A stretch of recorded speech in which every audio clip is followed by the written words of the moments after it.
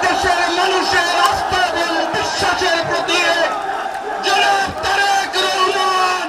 সিলেটের আলিয়া মাঠ প্রাঙ্গণে সমাবেশের মাধ্যমে ত্রয়োদশ সংসদ নির্বাচনের আনুষ্ঠানিক প্রচার শুরু করেছে বাংলাদেশ জাতীয়তাবাদী দল বিএনপি।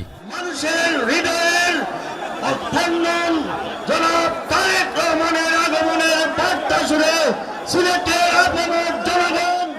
বৃহস্পতিবার এই সমাবেশে যোগ দেন দলের চেয়ারম্যান তারেক রহমান, মহাসচিব মির্জা ফখরুল ইসলাম আলমগীর সহ শীর্ষ নেতৃবৃন্দ।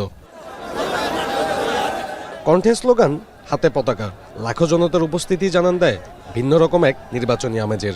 আল্লাহ তাআলা অশেষ রহমতে সমাবেশে দলের মহাসচিব মির্জা ফখরুল বলেন, এই যাত্রা আগামী দিনের বাংলাদেশকে নতুন করে সাজানোর যাত্রা। অভিযোগ করেন, স্বাধীনতা বিরোধী রাজনৈতিক শক্তি জাতিকে বিভ্রান্ত করতে নানা ধরনের অপপ্রচার চালাচ্ছে।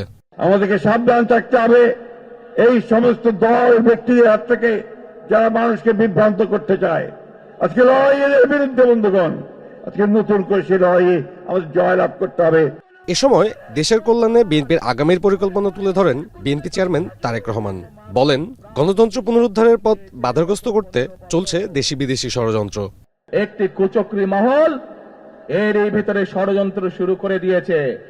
দেশের ভেতরেও তাদের ষড়যন্ত্র থেমে নেই, কিন্তু 2024 সালের 5ই আগস্ট এই বাংলাদেশের জনগণ প্রমাণ করে দিয়েছে যে বাংলাদেশের জনগণ ঐক্যবদ্ধ থাকলে, ঐক্যবদ্ধভাবে নেমে আসলে যে কোনো ষড়যন্ত্রকে বাংলাদেশের মানুষ প্রতিহত করতে পারে।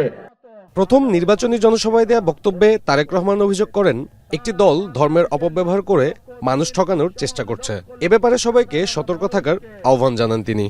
একটি দল এই দিব ওই দিব বলছে, টিকিট দিব বলছে না, যেটার মালিক মানুষ না সেইটার কথা যদি সে বলে, এক সেরে কি করা হচ্ছে না। যার মালিক আল্লাহ, যার অধিকার শুধু আল্লাহর একমাত্র, সবকিছুর অধিকার উপরে আল্লাহর অধিকার।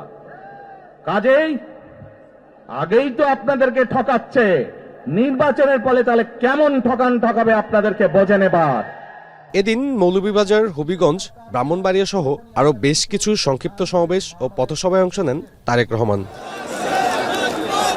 সিলেটের মাটিতে দাঁড়িয়ে দেশের অন্যতম বৃহৎ রাজনৈতিক দল বিএনপি বার্তা দিচ্ছে, এদেশ যেমন শাহজালাল শাহপরানের, এদেশ তেমনি হাসন রাধারমনের।